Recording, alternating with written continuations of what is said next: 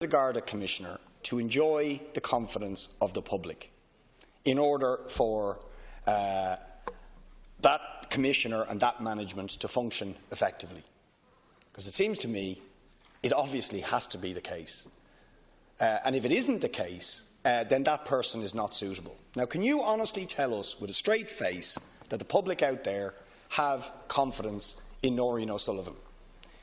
Because isn't it the case that if even there is a whit of truth in the fact that she was involved in a smear campaign of Maurice McCabe, or that she's trying to go after Dave Taylor because he blew the whistle, or that she failed to act on a culture that could produce 14,700 wrongful convictions, 937,000 fake breath tests. If there's even a whit of truth in those things, she has to go, and heads have to roll right across the board.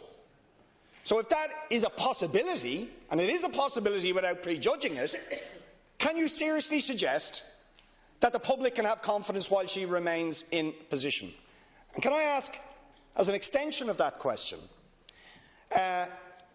we have suggested that Noreen O'Sullivan be suspended without prejudice since the Maurice McCabe thing, and suggested that that was normal practice for public and civil servants. You disputed that when I suggested it to you a few weeks ago.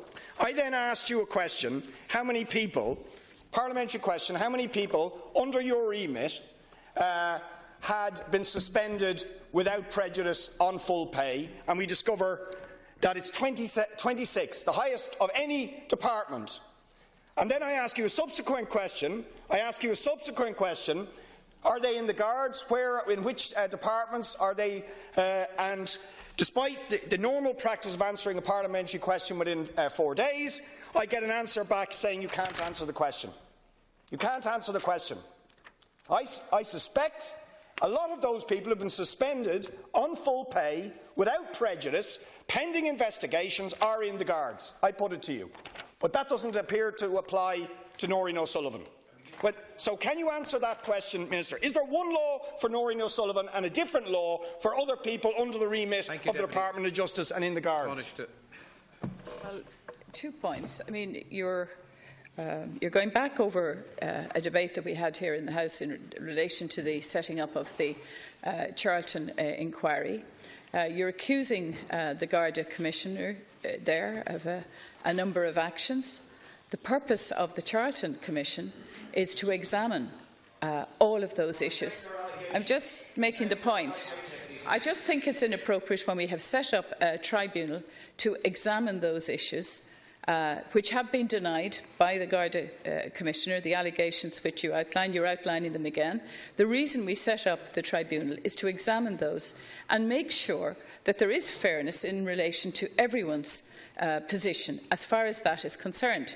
The second point about confidence, of course the public's confidence has been hugely damaged by this, and what I want to ensure is that that confidence is rebuilt.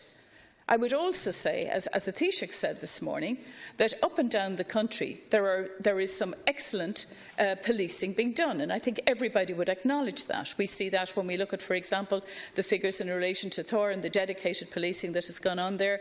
We see the security that's been given to this state by Garda Síochána. I don't have to elaborate on this today, but I just make the point, it's not rubbish, I just make the point that we have to rebuild confidence in Garda Síochána, and I accept what you're saying, and I'm very concerned that it has been so impaired by what has emerged in recent times. But I am saying there is a way of addressing that, and I've outlined it. You didn't answer, Minister, why 26 people under your time is up, Deputy. I'm sorry. We've got to move on. Without prejudice. That is not in the Department of Justice. That's across the agencies of the Department of Justice. Thank you, Taoiseach. Deputy Tommy